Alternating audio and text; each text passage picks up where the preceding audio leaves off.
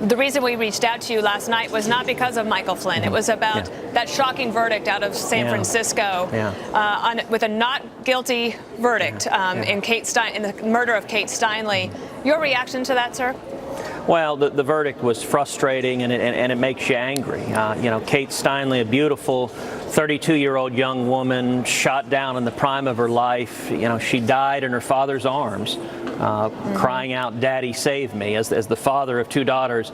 I can't imagine the agony. I've visited with Ms. Steinle's family, and I know they are grieving, and the verdict only makes the grief all the harder to deal with. What's most frustrating, Dana, is this crime never should have happened.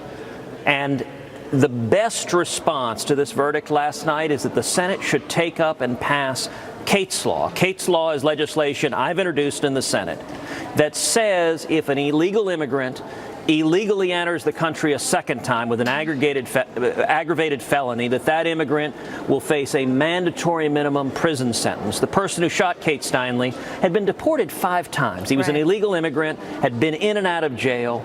If Kate's Law had been on the books, the person who pulled the trigger would have been in a federal prison cell instead of out there on that pier that night, and Kate Steinle would still be alive and with us today. The best thing Congress can do is pass Kate's Law right now and prevent the next tragic murder like the one we saw in California.